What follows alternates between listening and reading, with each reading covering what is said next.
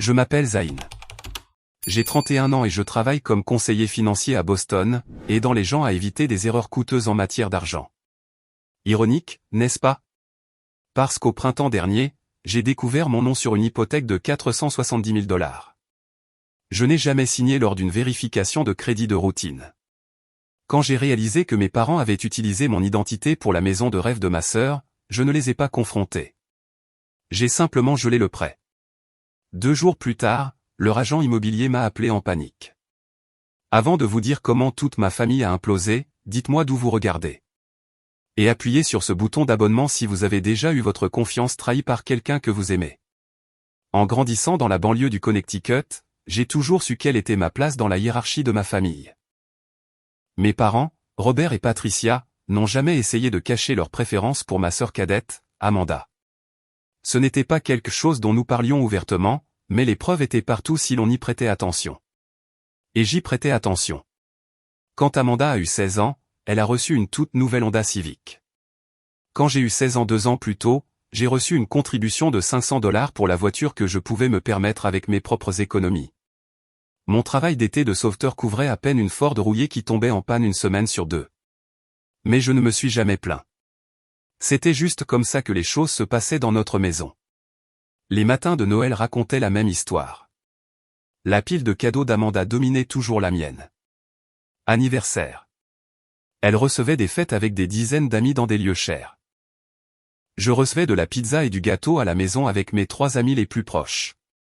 Vacances familiales. Amanda avait le choix des destinations pendant qu'on me disait d'être reconnaissant pour tout ce qui était décidé. Ne vous méprenez pas, nous n'étions pas pauvres. Loin de là. Mon père travaillait comme administrateur d'hôpital et ma mère est agent immobilier dans une zone aisée. Nous vivions dans une maison coloniale de 4 chambres dans un quartier avec de bonnes écoles et des pelouses entretenues. Selon la plupart des normes, nous étions solidement de classe moyenne supérieure. Mais un message clair était transmis par chaque décision. Amanda était la priorité. J'ai appris très tôt que si je voulais quelque chose, je devais le gagner moi-même. Alors, je l'ai fait. J'ai travaillé tout au long du lycée, économisant chaque centime que je pouvais. Quand est venu le temps des candidatures à l'université, mes parents ont vaguement mentionné qu'ils avaient mis de l'argent de côté pour l'éducation, mais m'ont encouragé à postuler pour des bourses et des prêts. J'ai fini par aller à l'université d'État avec une bourse partielle. J'ai travaillé 20 heures par semaine à la librairie du campus et j'ai pris des emplois d'été pour minimiser ma dette. Pendant ce temps, Amanda s'était vue promettre n'importe quelle école où elle serait acceptée, même si ses notes étaient au mieux médiocres. 2 ans plus tard, elle s'est inscrite dans une coûteuse université privée où elle a changé de majeur 3 fois avant de se décider pour la communication.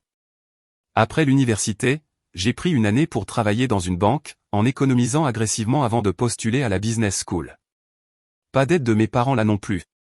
Tu es adulte maintenant, a dit mon père. Il est temps de te tenir sur tes propres pieds.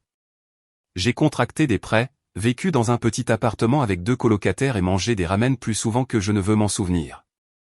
Le travail acharné a payé.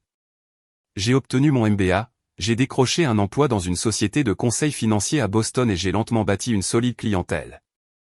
Je me suis spécialisé dans l'aide aux jeunes professionnels pour mettre en place des stratégies d'investissement et éviter les pièges de la dette. L'ironie ne m'échappe pas. À 30 ans, j'avais remboursé mes prêts étudiants, constitué un fonds d'urgence et cotisé le maximum à mes comptes de retraite. J'ai acheté un modeste condo dans un quartier en développement de la ville. Rien d'extraordinaire, mais c'était à moi. J'étais fier de ce que j'avais accompli par moi-même. Ma relation avec ma famille est restée tendue, mais civile. J'appelais pendant les vacances, je rendais visite 2 fois par an et j'envoyais des cadeaux appropriés pour les anniversaires. Nous avons maintenu l'apparence d'une famille normale, même s'il y avait toujours une tension sous-jacente. Amanda, pendant ce temps, avait suivi un chemin très différent. Après l'université, elle est retournée vivre chez nos parents temporairement pendant qu'elle réfléchissait à ses prochaines étapes. Temporaire est devenu permanent. À 27 ans, elle vivait toujours chez nos parents, travaillait à temps partiel dans une boutique appartenant à une amie de ma mère et dépensait la majeure partie de ses gains en vêtements et en week-end entre amis. Puis, Amanda a rencontré Bradley. Il venait d'une famille riche, argent de famille, et travaillait dans la société d'investissement de son père. Il conduisait une Tesla, portait des vêtements de marque et emmenait Amanda à des rendez-vous somptueux. Mes parents étaient ravis.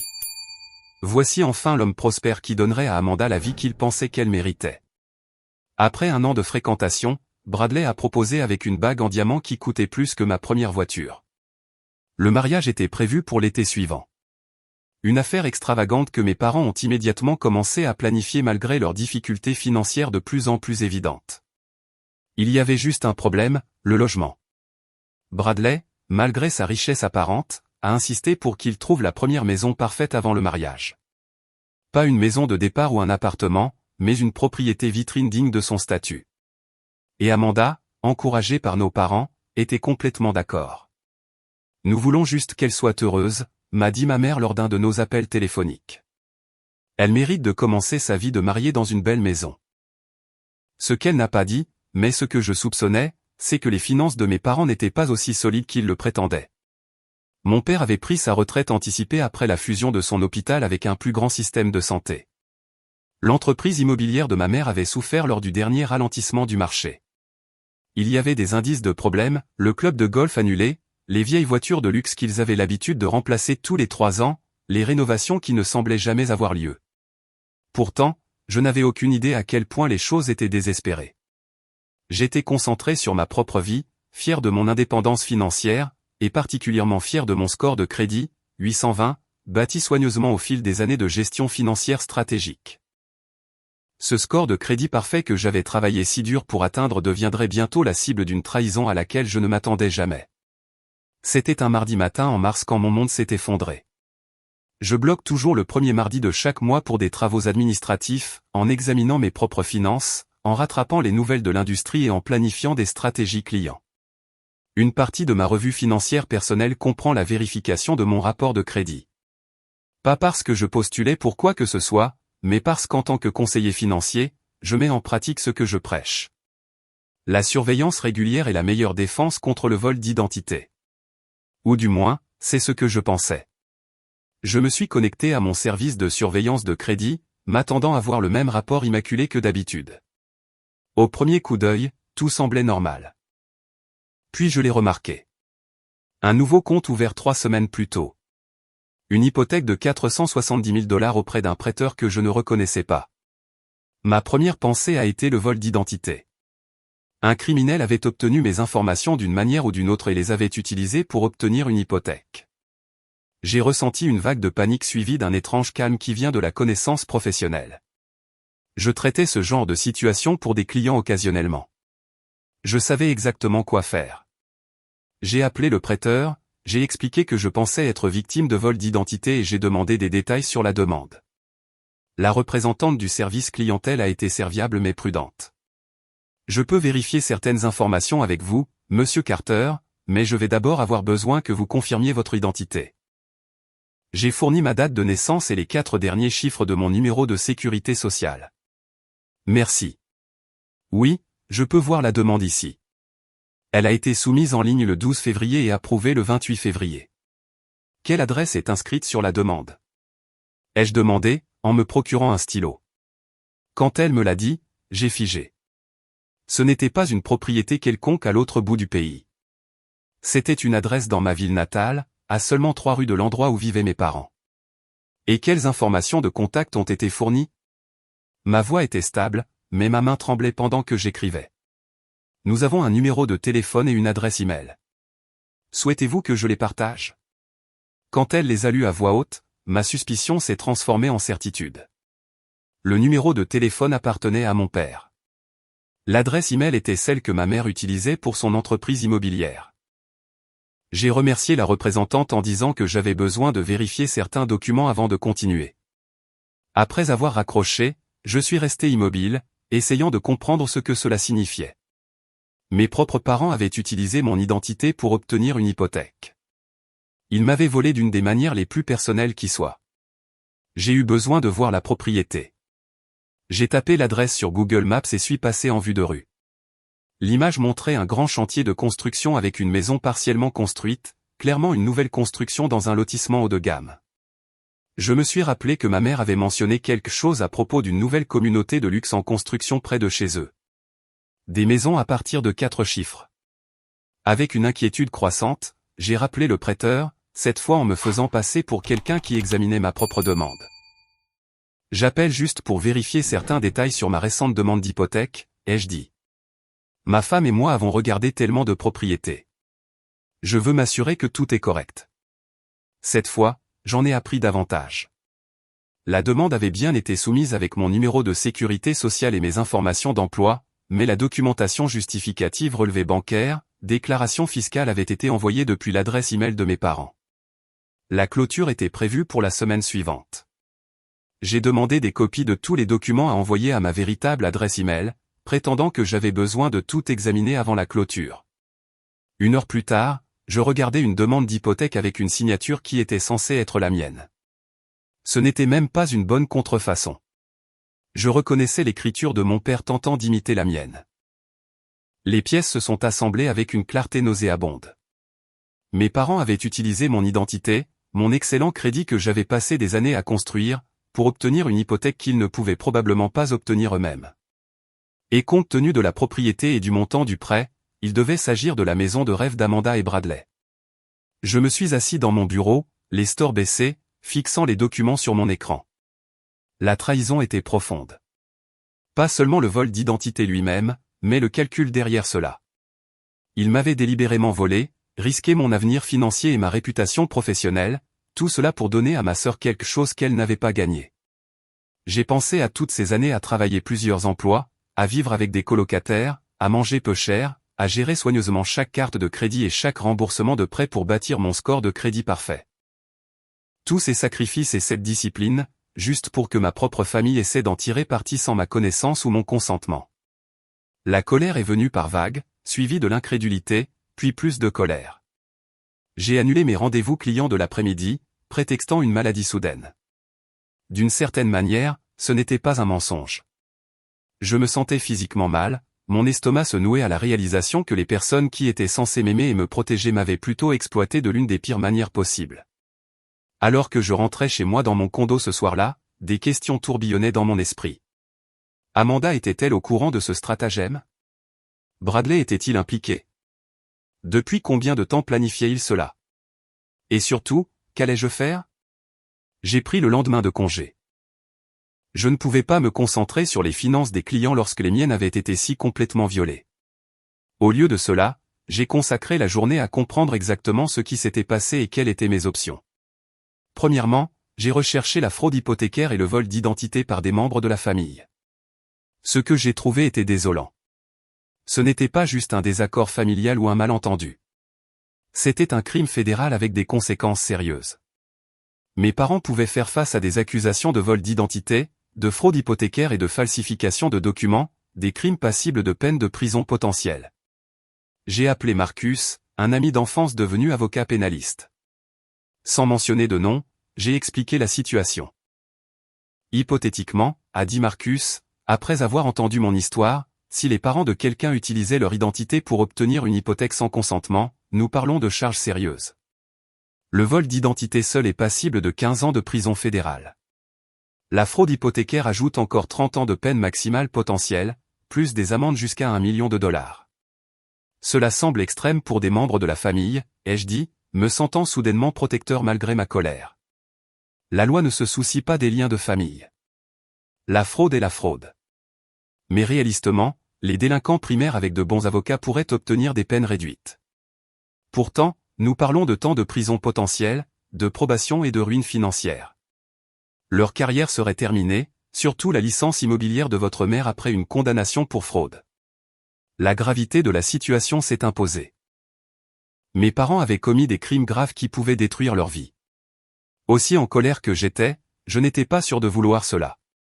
Que conseilleriez-vous à un client dans cette situation? Ai-je demandé. Documentez tout, bloquez votre crédit, déposez des rapports auprès des bureaux de crédit, contactez le prêteur pour signaler la fraude, et décidez si vous voulez porter plainte. Après avoir remercié Marcus, j'ai tourné mon attention vers la compréhension de pourquoi mes parents avaient fait cela. L'explication la plus logique était que l'hypothèque était pour la nouvelle maison d'Amanda et Bradley, la première maison parfaite dont ils parlaient. Je n'avais pas prêté beaucoup d'attention aux réseaux sociaux d'Amanda depuis des années, mais maintenant j'ai fouillé. Effectivement, son Instagram était rempli de posts sur leurs nouvelles constructions personnalisées et leur maison de rêve. Il y avait des photos d'elle et Bradley debout sur un terrain vide, main dans la main. Dans une légende de janvier, elle a écrit, tellement reconnaissante d'avoir des parents qui aident à réaliser les rêves. Maison de rêve bénie. L'horodatage de ce post était 2 semaines avant que la demande d'hypothèque ne soit soumise en mon nom. J'ai continué à faire défiler et j'ai trouvé plus de preuves. Amanda et Bradley rencontrant des entrepreneurs, choisissant des luminaires, sélectionnant des couleurs de peinture. Mes parents sont apparus sur plusieurs photos, rayonnant fièrement comme s'ils faisaient un cadeau généreux. En réalité, ils commettaient une fraude et ruinaient potentiellement mon avenir financier. Une pensée m'est venue. Si ces informations étaient partagées aussi ouvertement sur les réseaux sociaux, combien de personnes étaient au courant de la maison? Toute la famille savait-elle ce que faisaient mes parents? J'ai vérifié mes messages textes. Il y avait un groupe de discussion familiale auquel j'avais été ajouté il y a 2 ans, mais que j'ignorais la plupart du temps. En faisant défiler les messages des mois passés, j'ai trouvé de nombreuses références à la maison d'Amanda. Des cousins demandant des nouvelles de la construction, des tantes offrant des conseils de décoration, des oncles recommandant des entrepreneurs, mais il y avait une autre discussion de groupe familial dont je ne faisais pas partie. Amanda y avait fait référence accidentellement une fois dans le groupe principal. Comme je l'ai dit dans l'autre groupe, ils avaient une conversation séparée qui m'excluait où ils discutaient probablement des détails de ce stratagème. La prise de conscience que j'étais peut-être le seul dans l'ignorance m'a frappé fort. Étais-je si déconnecté de ma famille qu'ils se sentaient à l'aise non seulement de commettre une fraude en mon nom, mais d'en discuter ouvertement entre eux? Est-ce que tout le monde savait sauf moi? J'ai appelé mon cousin Ryan, auquel j'avais toujours été relativement proche, malgré la dynamique familiale. Salut, Ryan, une question rapide. As-tu entendu parler de la nouvelle maison d'Amanda? Son hésitation m'a tout dit avant même qu'il ne parle. Oui. Celle en construction près de chez tes parents. Elle est censée être incroyable. Piscine intérieure, home cinéma, tout. Qui paie pour ça, ai-je demandé directement. Une autre pause. Je pense que tes parents les aident avec la compte ou quelque chose comme ça. Pourquoi? Juste curieux. Amanda l'a mentionné, mais je n'ai pas eu les détails. Le mensonge venait facilement. Donc, il contracte une hypothèque, j'imagine. Je ne connais pas les aspects financiers, mais ta mère a dit quelque chose sur le fait qu'il pourrait s'offrir une maison beaucoup plus grande que prévu. Bonne synchronisation avec les taux d'intérêt et tout ça. Après avoir raccroché, je me suis rassis et j'ai traité ces nouvelles informations. Une piscine intérieure, un home cinéma. Ce n'était pas juste une maison de départ pour un jeune couple. C'était une propriété de luxe qui, même avec l'argent de la famille de Bradley, semblait excessive. Et la bonne synchronisation avec les taux d'intérêt était la façon subtile de ma mère de reconnaître qu'ils avaient obtenu de meilleures conditions qu'ils n'auraient dû en volant mon identité et en utilisant mon score de crédit. La trahison ne concernait pas seulement la fraude elle-même. C'était l'exclusion systématique, la conspiration de silence à l'échelle familiale, la façon décontractée dont ils avaient tous discuté de cette décision majeure qui me mettait en danger financier sans jamais penser à m'inclure dans la conversation. J'étais l'outsider dans ma propre famille. Celui dont les réalisations étaient minimisées, dont le travail acharné était considéré comme acquis, et dont l'identité financière était maintenant volée sans une seconde pensée. La douleur était profonde, mais elle a cristallisé ma résolution. Je devais me protéger, même si cela signifiait prendre des mesures contre ma propre famille. Cette nuit-là, j'ai à peine dormi. Je n'arrêtais pas de passer en revue mes options, en essayant de trouver le chemin le moins dommageable. D'une part, mes parents et ma sœur avaient commis des crimes graves contre moi. Ils avaient volé mon identité, falsifié ma signature et mis mon avenir financier et ma réputation professionnelle en danger. J'avais tout le droit de les signaler aux autorités et de laisser la justice suivre son cours. D'autre part, c'était ma famille. Malgré notre relation tendue et leur favoritisme évident envers Amanda, l'idée de mes parents en combinaison de prison me rendait physiquement malade. Ma mère approchait de la soixantaine, mon père approchait de la soixantaine 10. Une condamnation pour fraude détruirait la retraite à laquelle ils avaient déjà du mal à subvenir. Et qu'en était-il d'Amanda? Aussi frustré que son attitude de droit m'agaçait, voulais-je être responsable de ruiner ses fiançailles? Et son avenir? Bradley venait d'une famille conservatrice et soucieuse de sa réputation. Un scandale financier mettrait probablement fin à leur relation. J'ai envisagé une troisième option, les confronter directement, exiger qu'ils retirent la demande et espérer qu'ils corrigent le tir. Mais mon expérience de conseiller financier me disait que c'était naïf. La clôture était à quelques jours. Amanda et Bradley avaient probablement fait des plans basés sur l'obtention de cette maison. Mes parents planifiaient cela depuis des mois, clairement. Une simple conversation ne résoudrait pas le problème. De plus, ils avaient eu d'innombrables occasions de venir me voir honnêtement, de demander de l'aide, d'expliquer leur situation, de demander un prêt, voire un cadeau pour la maison d'Amanda. Au lieu de cela, ils ont choisi la tromperie et le vol. Pourquoi attendrais-je de l'honnêteté maintenant? À 6 heures du matin, après une nuit agitée, j'ai appelé Léa, une autre amie de mon programme MBA devenue enquêtrice en crime financier pour une grande banque. Vous devez vous protéger, a-t-elle dit fermement après avoir entendu une version anonymisée de ma situation. La fraude familiale est plus courante que ce que les gens pensent, et elle est particulièrement dangereuse car les auteurs ont accès à tellement d'informations personnelles. Ils connaissent le nom de jeune fille de votre mère, votre premier animal de compagnie, l'adresse de votre enfance, toutes ces questions de sécurité. Alors, que devrais-je faire? Premièrement, bloquez votre crédit auprès des 3 bureaux immédiatement. Cela empêche l'ouverture de nouveaux comptes. Deuxièmement, contactez le prêteur et signalez la fraude. Vous n'avez pas à nommer les noms tout de suite. Signalez simplement que la demande n'a pas été soumise par vous. Troisièmement, mettez en place une surveillance de crédit améliorée et des services de protection d'identité. Qu'en est-il du dépôt d'un rapport de police? Elle a hésité. C'est là que ça devient compliqué avec la famille. Un rapport de police crée un enregistrement officiel de la fraude, dont vous aurez besoin pour une protection complète et pour supprimer le compte de votre historique de crédit. Mais cela déclenche également une enquête criminelle qui pourrait mener à des accusations contre les auteurs. Exactement. Certaines personnes déposent ce qu'on appelle un rapport de police purement informatif où elles documentent la fraude mais refusent d'engager des poursuites initialement. Cela vous offre une certaine protection pendant que vous décidez comment procéder. Après avoir remercié Léa, j'ai pris ma décision. Je prendrai des mesures immédiates pour me protéger financièrement, mais je laisserai la porte ouverte à une résolution familiale si possible. Cela semblait être l'approche équilibrée. Premièrement, j'ai appelé les 3 bureaux de crédit et placé des blocages de sécurité sur mes rapports de crédit. Cela empêcherait toute ouverture de compte supplémentaire à mon nom.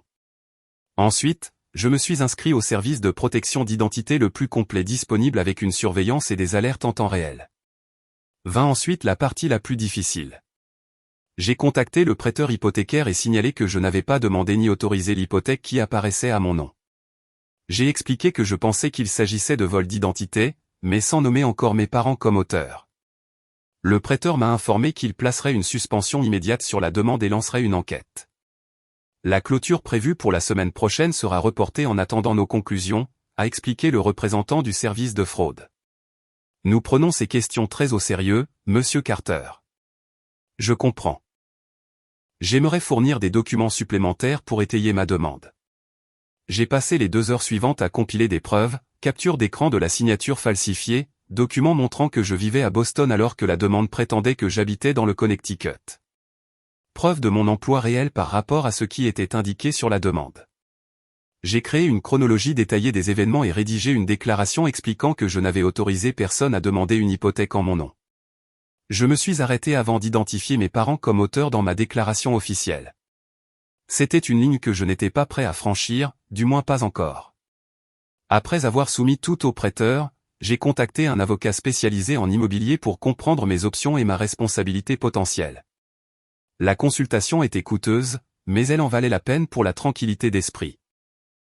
Vous avez pris les mesures appropriées pour vous protéger, m'a assuré l'avocat. En signalant la fraude rapidement et en créant une piste papier, vous avez établi que vous n'étiez pas un participant volontaire. C'est crucial si cela finit au tribunal. Quelles sont les chances que cela se produise? Cela dépend de la façon dont les autres parties réagissent. S'ils admettent la fraude et retirent la demande, cela pourrait être résolu sans litige. S'ils se battent ou essaient de prétendre que vous étiez au courant et avez approuvé la demande, les choses pourraient devenir compliquées.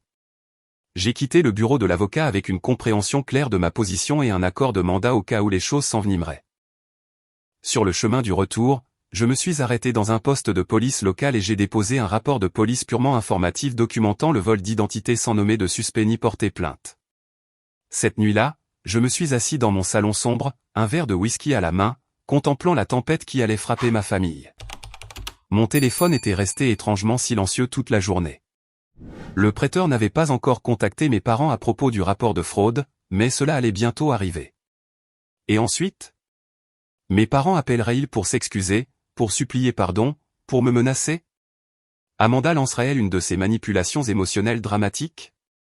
Ou se serrerait-il les rangs contre moi, l'outsider de la famille qui osait défendre sa propre cause? Alors que je regardais le paysage urbain de Boston, j'ai ressenti un étrange sentiment de calme. Pour la première fois de ma vie, je posais une limite avec ma famille. Ce n'était pas une vengeance mesquine ou une réaction émotionnelle. C'était un acte nécessaire d'autoprotection. Quoi qu'il arrive ensuite, je savais que j'avais fait la bonne chose pour moi. Peu savais-je que le ensuite arriverait plus tôt et plus dramatiquement que je ne m'y attendais. L'appel est arrivé à 9h15 le lendemain matin. J'étais à mon bureau en train d'examiner les portefeuilles clients lorsqu'un numéro inconnu du Connecticut est apparu sur mon écran. J'ai failli l'ignorer. Mais quelque chose m'a dit de répondre. « Bonjour, est-ce Zane Carter ?» La voix de la femme était professionnelle mais tendue. « Oui, c'est Zane. »« Monsieur Carter, mon nom est Julia Thornton.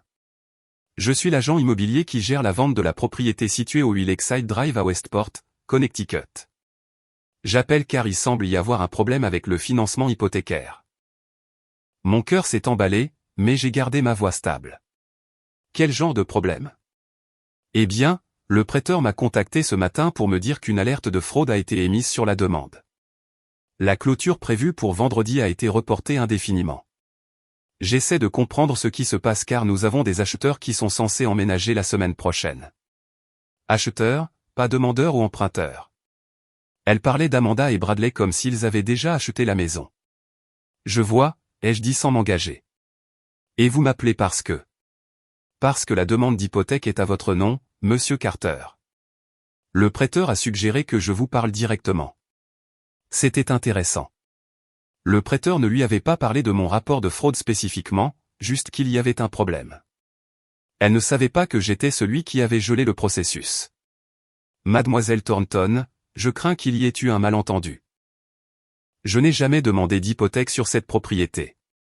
Je vis à Boston et je n'ai pas l'intention d'acheter une maison à Westport. Il y a eu une longue pause avant qu'elle ne reprenne la parole, sa voix maintenant incertaine. Mais vos parents, ils ont géré tout pour votre sœur et ses fiancés. Ils ont dit que vous aidiez au financement comme cadeau. L'audace était à couper le souffle. Non seulement ils avaient commis une fraude en mon nom, mais ils avaient créé tout un récit sur ma générosité pour l'expliquer. Ce n'est pas exact, ai-je dit fermement. Je n'ai jamais accepté un tel arrangement. Oh mon Dieu! Son professionnalisme s'est fissuré légèrement. C'est inattendu. Votre sœur et ses fiancés ont déjà donné leur préavis dans leur appartement. Ils ont des déménageurs prévus pour jeudi prochain. Des meubles sur mesure ont été commandés pour livraison vendredi prochain. Je suis désolé de l'apprendre, mais rien de tout cela n'a été autorisé par moi. Monsieur Carter, y a-t-il un moyen pour vous de parler à votre famille? Il y a peut-être eu un malentendu. Les vendeurs ont déjà acheté une autre maison sous condition de cette vente. Il y a plusieurs familles dont les plans seront perturbés si cela échoue. J'ai ressenti une brève pointe de culpabilité, rapidement remplacée par la résolution. Ce n'étaient pas mes problèmes à résoudre. Je vous suggère de parler à mes parents de cette situation, Mademoiselle Thornton. J'ai énoncé ma position clairement. Je n'ai pas demandé ni autorisé cette hypothèque. Après avoir terminé l'appel, j'ai su que le temps tournait. L'agent immobilier contacterait sans aucun doute mes parents immédiatement. Effectivement, en moins de 20 minutes, mon téléphone a explosé de notifications. 3 appels manqués de mon père, 5 de ma mère, 2 de numéros que je ne reconnaissais pas, mais que je soupçonnais d'appartenir à Amanda et Bradley. Les messages vocaux ont commencé à s'accumuler ainsi que les messages textes. Le premier texte de ma mère disait simplement « Zane, s'il te plaît, appelle-nous dès que possible. C'est important. » Le message de mon père était également vague. « Fils, nous devons parler. Appelle-moi quand tu recevras ça. » Je n'ai répondu à aucun des deux. Je voulais qu'il transpire, qu'il se demande exactement combien j'en savais et ce que j'avais l'intention de faire à ce sujet. 1 heure plus tard, le ton des messages a changé. Maman, Zané, il y a eu un malentendu avec la maison d'Amanda. S'il te plaît, appelle pour que nous puissions expliquer. Papa, c'est une affaire de famille qui doit être discutée en privé. Appelle-moi. À midi, le désespoir s'est installé. Maman, Zané, s'il te plaît. Amanda est bouleversée. Nous avons fait une erreur. Laisse-nous expliquer. Papa, fils, je sais que tu es contrarié, mais nous ignorer n'est pas la solution. Nous devons en parler en famille. Amanda a finalement envoyé un texto vers 14 heures. Qu'est-ce que c'est, Zané? Tu ruines tout. Je n'arrive pas à croire que tu me fasses ça. L'ironie de son accusation ne m'a pas échappé. À la mi-journée, j'avais 17 appels manqués, 23 messages textes et 9 messages vocaux. J'ai écouté les messages vocaux pendant ma pause déjeuner, notant la progression des appels décontractés pour que je rappelle aux increasingly désespérés, s'il vous plaît. Le dernier message vocal de ma mère était en larmes. Zé, mon chéri, s'il te plaît, appelle-nous. C'est juste un gros malentendu. Nous allions tout te dire. Amanda et Bradley vont perdre la maison de leur rêve si tu ne nous aides pas à régler ça. S'il te plaît, je t'en supplie. Mon père, toujours pragmatique, a adopté une approche différente. Zayn, je comprends que tu sois contrarié. Nous aurions dû en discuter avec toi d'abord. Je prends l'entière responsabilité de cet oubli. Mais ce qui est fait est fait. Trouvons une solution qui convienne à tout le monde. Rappelle-moi, fils. Le message vocal d'Amanda était exactement ce à quoi je m'attendais. Dramatique, égocentrique et manipulateur. Je n'arrive pas à croire que tu me fasses ça après tout ce que j'ai traversé. Le mariage est dans 4 mois. Zané, 4 mois. Où sommes-nous censés vivre? Bradley est furieux. Ses parents posent des questions. Tu ruines ma vie. Et pourquoi, par pure méchanceté? J'ai toujours su que tu étais jaloux de moi, mais c'est bas, même pour toi. Je n'ai répondu à aucun d'entre eux. Au lieu de cela, je me suis concentré sur mon travail, rencontrant des clients et examinant des stratégies d'investissement comme si c'était un jour normal. À l'intérieur, cependant, j'étais un désordre d'émotions contradictoires, colère, blessure, vindication, et même une pointe de satisfaction d'avoir enfin défendu ma propre cause. À 17h30, juste au moment où je me préparais à quitter le bureau, j'ai reçu un email d'une adresse que je ne reconnaissais pas. L'objet disait « Conséquences juridiques de vos actions ». Le message était bref mais menaçant. Zayn, c'est Bradley. Votre caprice d'enfant met en péril la situation de vie de plusieurs familles et pourrait entraîner des pertes financières substantielles. Si vous persistez dans ce comportement, les avocats de ma famille exploreront toutes les options juridiques, y compris un procès civil pour dommages et intérêts et potentiellement des accusations criminelles pour sabotage financier délibéré. Soyez intelligents et appelez vos parents immédiatement pour résoudre cette situation. J'ai ri à voix haute de l'absurdité. Ils me menaçaient d'action en justice. Alors que mes parents avaient commis de véritables crimes fédéraux en mon nom, l'email révélait à quel point ils comprenaient peu la gravité de ce qu'ils avaient fait, ou à quel point ils avaient complètement mal lu mon caractère. Ils pensaient toujours que je céderais sous la pression comme je l'avais fait tant de fois auparavant. Pas cette fois. Juste au moment où j'allais rentrer chez moi, mon téléphone de bureau a sonné. C'était la réceptionniste du hall. Monsieur Carter, il y a une tante Linda ici pour vous voir. Elle dit que c'est une urgence familiale. Tante Linda, la sœur de ma mère, ils avaient envoyé des renforts. Dites-lui que je suis déjà parti pour la journée, ai-je ordonné. Elle dit qu'elle est venue de Chicago spécialement pour vous voir. Elle est assez insistante. Bien sûr qu'elle l'était. Tante Linda avait toujours été la plus fidèle alliée de ma mère. Je suis désolé, mais j'ai un autre rendez-vous. S'il vous plaît, dites-lui que je ne peux pas la rencontrer aujourd'hui.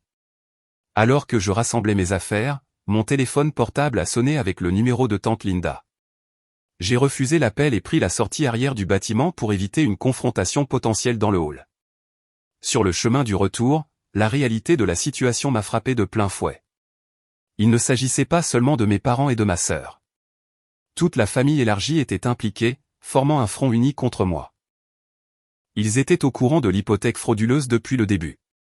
Certains avaient même contribué à la tromperie en discutant dans des groupes de discussion tout en m'excluant soigneusement. Pendant des années, je m'étais dit que ma place à la périphérie de la famille était mon choix, que j'étais trop occupé par ma carrière pour m'engager davantage. Maintenant, je comprenais la vérité. J'avais toujours été l'outsider, celui dont les intérêts et le bien-être pouvaient être sacrifiés au profit d'Amanda. La prise de conscience était douloureuse mais clarifiante. Ces gens n'agissaient pas dans mon meilleur intérêt, et n'avaient jamais agi ainsi. Quoi qu'il arrive ensuite, je devais donner la priorité à ma protection, même si cela signifiait altérer définitivement ma relation avec ma famille. Après une autre nuit blanche, j'ai décidé qu'il était temps d'affronter ma famille directement. Pas en personne. Je n'étais pas encore prêt pour cela, mais au moins pour entendre leur explication. J'avais besoin de comprendre comment ils pouvaient justifier ce qu'ils avaient fait avant de prendre des décisions finales sur le dépôt de plainte. J'ai appelé le téléphone portable de mon père exactement à 9 h le lendemain matin. Il a décroché au premier ligne. « Zayn, Dieu merci. Nous essayons de vous joindre. »« Je sais », ai-je dit froidement. J'ai été occupé à gérer la situation de vol d'identité. Une pause. « Fils, c'est juste un malentendu. Nous devrions en discuter en famille. Pouvez-vous organiser un appel vidéo pour que tout le monde puisse participer ? Fine. Mettez-le en place et envoyez-moi le lien par SMS. 20 minutes plus tard, je me suis assis à ma table de cuisine, fixant l'écran de mon ordinateur portable. Mes parents sont apparus en premier, assis côte à côte sur le canapé de leur salon. Ils semblaient fatigués et stressés, les yeux de ma mère rouges à force de pleurer, les cheveux habituellement parfaits de mon père ébouriffés. « Zayn, merci d'avoir accepté de parler. » Mon père a commencé, sa voix artificiellement décontractée, comme si nous discutions de projets de week-end plutôt que de crimes fédéraux. « Nous savons que vous devez avoir des questions sur la situation hypothécaire. » La situation hypothécaire, ai-je répété sèchement. Vous voulez dire la demande frauduleuse que vous avez soumise en mon nom sans ma connaissance ou mon consentement? La signature falsifiée? Le vol d'identité? Cette situation? Ma mère a tressailli. Chérie, nous allions te le dire. Nous voulions juste attendre après la clôture. Après que vous ayez déjà commis plusieurs crimes fédéraux en mon nom. Quelle attention! Ne sois pas dramatique, a dit mon père, son ton condescendant enflammant instantanément ma colère. Nous aidions simplement Amanda et Bradley à sécuriser leur première maison. Nous avons toujours eu l'intention d'effectuer les paiements. Votre nom était juste sur les papiers. Juste sur les papiers. Avez-vous la moindre idée de ce que vous avez fait? Vous avez commis une fraude hypothécaire et un vol d'identité. Ce sont de graves crimes fédéraux avec des peines de prison potentielles. Les yeux de ma mère se sont élargis. La prison? Ne dites pas de bêtises. C'est une affaire de famille. Avant que je ne puisse répondre, Amanda a rejoint l'appel, le visage couvert de larmes. Comment as-tu pu me faire ça, Zayn? Nous devons emménager la semaine prochaine. Le bail de l'appartement se termine. Les déménageurs sont prévus. Les meubles sont en cours de livraison. Je ne t'ai rien fait, Amanda. Je suis la victime ici. Mon identité a été volée. Elle n'a pas été volée, a-t-elle crié. Maman et papa nous aidaient. Tu es juste jaloux parce que je me marie et que je commence une vraie vie pendant que tu es seul dans ton triste petit condo. Une vraie vie financée par la fraude, ai-je répondu calmement. Et mon triste petit condo est payé avec de l'argent que j'ai gagné légalement. Contrairement à votre maison de rêve. Bradley est apparu à l'écran ensuite, son bras autour d'Amanda protectrice. Son expression habituellement douce et confiante était remplacée par une colère à peine contenue. C'est complètement inutile, Zayn. Vous créez une crise à partir d'un simple arrangement familial. Vos parents nous ont assuré que vous accepteriez d'aider votre sœur sans me demander d'abord. Ce n'est pas de l'aide, c'est de la fraude. Mon père s'est penché en avant. Fils, nous ferons tous les paiements. Tu n'auras pas à contribuer un sou. Ton crédit ne sera pas affecté. Nous avions juste besoin de votre historique de crédit pour obtenir le prêt. Parce que votre propre crédit est trop faible pour vous qualifier, ai-je déclaré. Ce n'était pas une question. Mes parents ont échangé des regards. Nous avons eu quelques revers financiers, a admis mon père à contre-cœur. Le marché n'a pas été tendre avec nos investissements, et l'entreprise immobilière de votre mère a souffert pendant le ralentissement. Alors, au lieu de vivre selon vos moyens ou d'avoir une conversation honnête avec Amanda et Bradley sur ce que vous pouviez vous permettre, vous avez décidé de commettre une fraude. Nous essayons d'aider votre sœur, a pleuré ma mère. Est-ce si mal de vouloir le meilleur pour notre fille au détriment de votre fils? En commettant des crimes en mon nom qui pourraient détruire ma carrière et mon avenir financier. Oui, c'est mal. L'expression de Bradley s'est assombrie. Écoutez, ce qui est fait est fait. La question pratique maintenant est de savoir comment aller de l'avant. Les vendeurs menacent de garder la compte si nous ne clôturons pas la semaine prochaine. Ça fait 50 000 $, Zayn. Êtes-vous prêt à coûter autant à votre famille juste pour prouver un point? J'ai ri sans humour. C'est fort venant de quelqu'un qui me menaçait de procès. Mais laissez-moi être clair. Je ne vous dois rien. Pas une explication, pas d'aide, et certainement pas mon identité financière. J'ai tourné mon attention vers mes parents. Laissez-moi vous expliquer exactement ce que vous avez fait puisque vous semblez confus quant à la gravité. En soumettant une demande d'hypothèque en mon nom sans mon consentement, vous avez commis un vol d'identité, un crime fédéral passible de 15 ans de prison. En falsifiant ma signature sur des documents de prêt, vous avez commis une falsification, un autre crime grave. Et en mentant sur une demande d'hypothèque, vous avez commis une fraude hypothécaire, passible de 30 ans de prison et d'amende jusqu'à 1 million de $. Mes parents ont pâli alors que je continuais. En tant que conseiller financier, je suis soumis à des vérifications d'antécédents et à un examen financier. Si une hypothèque frauduleuse apparaissait sur mon dossier, je pourrais perdre mes licences professionnelles, mon emploi et ma carrière. Avez-vous envisagé cela avant de décider de voler mon identité pour la maison d'Amanda? Nous ne laisserions jamais cela arriver, a protesté ma mère. Nous effectuerons tous les paiements à temps. Je le jure. Avec quel argent? Ai-je demandé avec insistance. Vous venez d'admettre que vous avez des difficultés financières. Que se passera-t-il lorsque vous manquerez un paiement? Lorsque le prêteur saisira, tout cela serait sur mon historique de crédit, détruisant tout ce pour quoi j'ai travaillé. Mon père a écarté les mains dans un geste apaisant. Nous trouverons quelque chose. Peut-être que les parents de Bradley pourraient aider avec les paiements. La tête de Bradley s'est levée brusquement. Mes parents ne sont pas au courant de cet arrangement, et ils ne le seront pas. Mon père n'approuverait jamais cette situation. Quelque chose dans son ton m'a fait m'arrêter. Ils ne sont pas au courant de la maison. Ils savent que nous achetons une maison, a dit Bradley prudemment. Ils ne sont pas au courant des détails du financement. De la fraude, vous voulez dire?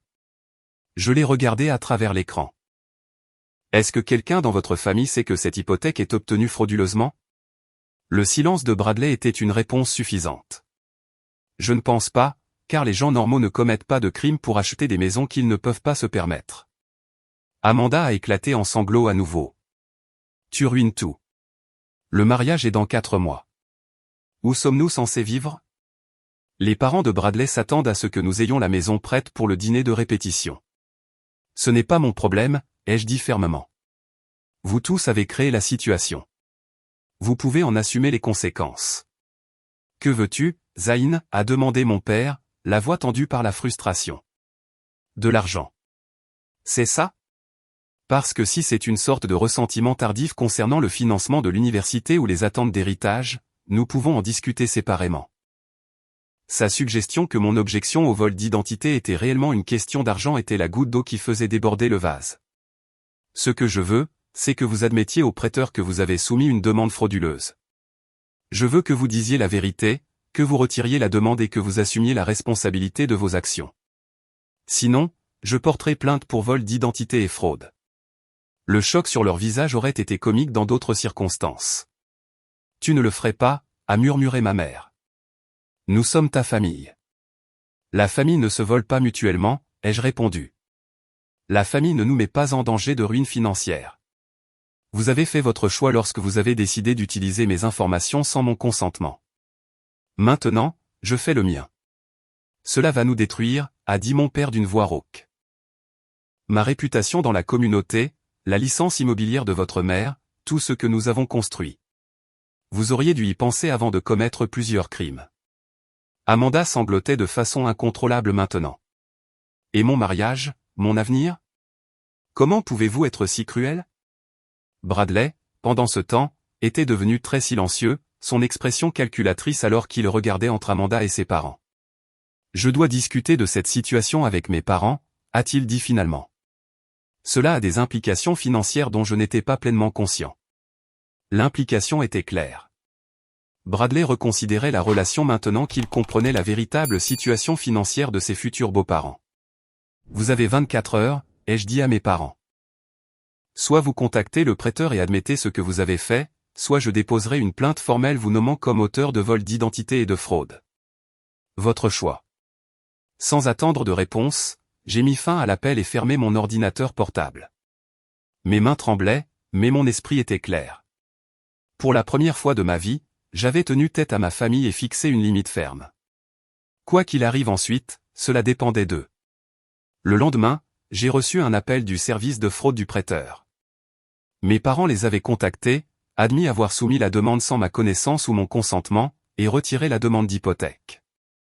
Le compte serait retiré de mon rapport de crédit, et le prêteur ne poursuivrait pas en justice puisque moi, en tant que victime, n'avais pas demandé de poursuite. 3 heures plus tard, j'ai reçu un message d'Amanda, Bradley a rompu les fiançailles. J'espère que tu es heureux maintenant que tu as ruiné ma vie. Je n'étais pas heureux, mais j'étais fier de moi d'avoir enfin défendu ce qui était juste, même quand c'était difficile. Et au fond, je savais que cet épisode douloureux pourrait finalement mener à quelque chose de mieux pour nous tous.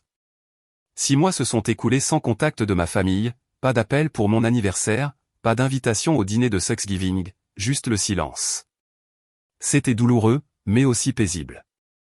Pour la première fois de ma vie d'adulte, je ne gérais pas le sous-courant de drame familial qui avait toujours consommé une grande partie de mon énergie émotionnelle. Je me suis lancé dans mon travail, acceptant de nouveaux clients et élargissant mon cabinet pour inclure des services de récupération de vol d'identité. Mon expérience personnelle m'avait donné des aperçus que la plupart des conseillers financiers n'avaient pas, et les clients appréciaient ma compréhension approfondie des aspects financiers et émotionnels du vol d'identité. Puis, par un après-midi d'octobre croustillant, j'ai reçu un email d'Amanda. J'ai failli le supprimer sans le lire, mais la curiosité a pris le dessus. Zayn, je suis en thérapie depuis 4 mois. Mon thérapeute m'a suggéré de vous contacter pour faire amende honorable. Je suis désolé pour mon rôle dans ce qui s'est passé avec la maison et l'hypothèque. Je savais que ce que maman et papa faisaient était mal, mais je me suis convaincu que c'était ok parce qu'ils ont dit qu'ils s'occuperaient de tout. J'aurais dû me lever et dire non. J'étais égoïste et j'avais le droit, et je t'ai blessé dans le processus. Je ne m'attends pas au pardon, mais je voulais que tu saches que je comprends que ce que j'ai fait était mal. J'ai lu l'email 3 fois, cherchant la manipulation ou l'agenda caché qui avait caractérisé tant d'excuses d'Amanda par le passé, mais cela semblait sincère, une simple reconnaissance du mal fait sans excuse ni attente. J'ai répondu brièvement, merci pour votre excuse. J'apprécie votre honnêteté et je vous souhaite bonne chance dans votre parcours thérapeutique. 2 semaines plus tard, une lettre est arrivée de mes parents. Une véritable lettre manuscrite, pas un email ou un SMS. La belle écriture de ma mère remplissait 3 pages avec ce qui semblait être un compte rendu sincère de leurs actions et de leurs regrets. Nous avons trahi votre confiance de la pire manière possible, a-t-elle écrit. Nous nous sommes convaincus que nous aidions Amanda, mais la vérité est que nous favorisions sa dépendance et son droit, tout en violant votre autonomie et en détruisant potentiellement votre avenir financier. Aucun parent ne devrait jamais sacrifier un enfant pour un autre. Pourtant, c'est exactement ce que nous avons fait tout au long de votre vie. Nous ne nous attendons pas au pardon, mais nous voulons que vous sachiez que nous assumons la responsabilité de nos actions et que nous travaillons à devenir de meilleures personnes et de meilleurs parents. Mon père avait ajouté un paragraphe à la fin de son écriture soignée. Fils, je t'ai échoué en tant que père. Je t'ai appris à être responsable et indépendant, puis je t'ai puni d'incarner ces qualités même tout en récompensant la dépendance d'Amanda. Quand tu as réussi malgré notre manque de soutien, je t'en ai voulu au lieu de célébrer tes réalisations. Puis j'ai commis un crime contre toi qui aurait pu détruire tout ce pour quoi tu as travaillé si dur. J'ai profondément honte et je suis sincèrement désolé. La lettre se concluait par une invitation, pas une demande ou une attente, mais une véritable invitation. Si jamais vous vous sentez prêt à tenter de reconstruire notre relation, nous serions reconnaissants de l'opportunité. En attendant, nous respectons votre limite et nous concentrons sur le fait de devenir des personnes dignes de votre confiance. Je n'ai pas répondu immédiatement. J'avais besoin de temps pour traiter mes sentiments et déterminer si j'étais prêt à un quelconque niveau de réconciliation. Après en avoir discuté avec mon thérapeute, oui, j'avais aussi commencé une thérapie. J'ai décidé d'accepter une invitation limitée pour le dîner de Thanksgiving, sans séjour prolongé, et sous réserve que je puisse partir à tout moment si je me sentais mal à l'aise. Ce Thanksgiving a été maladroit, mais étonnamment guérisseur. La maison de mes parents semblait différente, plus petite, plus modeste. J'ai appris plus tard qu'ils avaient réduit leur taille, vendu leur colonial pour rembourser leurs dettes et acheter une maison de ville plus abordable. Ma mère avait suivi des cours de gestion financière. Mon père avait rejoint un groupe de soutien pour parents travaillant à réparer les relations avec leurs enfants adultes. Amanda est venue pour le dessert, arrivant sans l'entrée dramatique qui avait été sa marque de fabrique lors des réunions de famille. Elle avait l'air différente, moins soignée, plus authentique.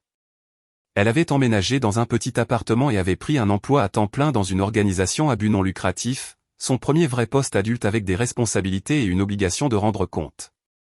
Bradley est parti, m'a-t-elle dit quand nous avons eu un moment seul. Après que l'hypothèque ait échoué, il a commencé à s'éloigner. Quand il a réalisé que maman et papa ne pouvaient pas beaucoup contribuer au mariage, il a suggéré de reporter.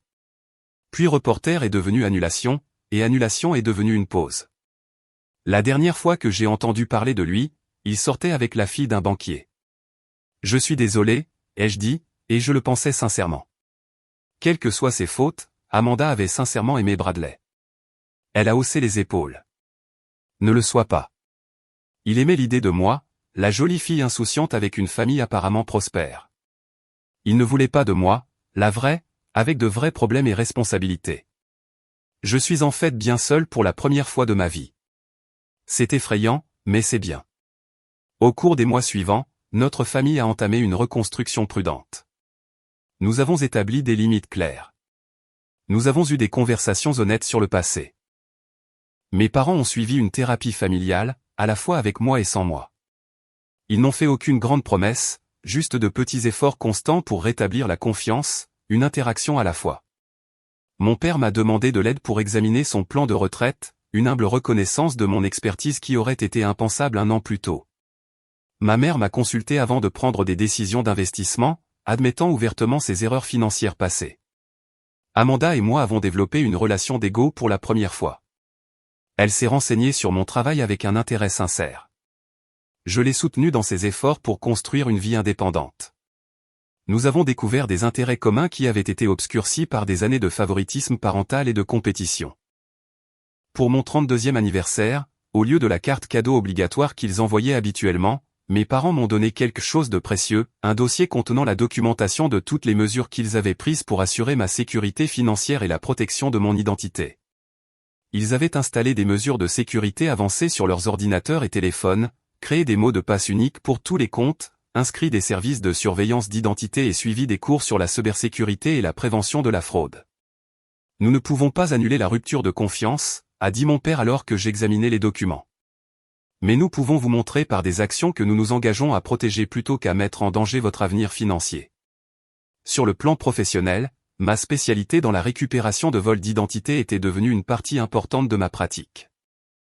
J'ai développé du matériel pédagogique, parlé lors d'événements communautaires et aidé des dizaines de clients à naviguer dans le processus complexe de récupération de leur identité financière. Beaucoup étaient victimes de fraude familiale, comme moi. Ils étaient reconnaissants de travailler avec quelqu'un qui comprenait à la fois les dimensions pratiques et émotionnelles de leur expérience. Avec le recul, 18 mois après cette vérification de crédit fatidique, je peux voir que l'expérience douloureuse a apporté des leçons précieuses. J'ai appris que fixer des limites n'est pas égoïste. C'est nécessaire pour des relations saines. J'ai découvert que me défendre n'a pas détruit ma famille. Cela a créé l'opportunité d'une connexion plus authentique basée sur le respect mutuel plutôt que sur l'obligation ou la manipulation. Le plus important, j'ai réalisé que le pardon ne nécessite pas d'oublier. Je pouvais pardonner à mes parents et à ma sœur pour leurs actions tout en maintenant des limites saines et en exigeant des comptes. Le pardon n'était pas un cadeau que je leur faisais. C'était un cadeau que je me faisais, libérant la colère et le ressentiment qui m'avaient pesé. Si vous regardez ceci et que vous êtes aux prises avec de la manipulation financière familiale ou du vol d'identité, souvenez-vous de ceci. Vous avez le droit de vous protéger. Les liens familiaux ne vous obligent pas à accepter les mauvais traitements ou les comportements criminels. Le chemin vers la résolution peut être douloureux, mais se tenir dans sa vérité en vaut toujours la peine en fin de compte. Avez-vous déjà eu un membre de votre famille abusé de votre confiance financièrement? Comment l'avez-vous géré? Faites-le moi savoir dans les commentaires ci-dessous. Et si vous avez trouvé de la valeur dans mon histoire, s'il vous plaît, cliquez sur le bouton j'aime et abonnez-vous pour plus d'expériences réelles. N'oubliez pas de protéger vos rapports de crédit et vos informations personnelles, même de ceux qui vous sont les plus proches. Parce que parfois, les personnes qui devraient le plus nous protéger sont celles contre lesquelles nous devons nous défendre. Merci de m'avoir écouté et prenez soin de votre santé financière et de votre bien-être émotionnel. Ils sont tous deux également importants pour construire une vie vraiment réussie.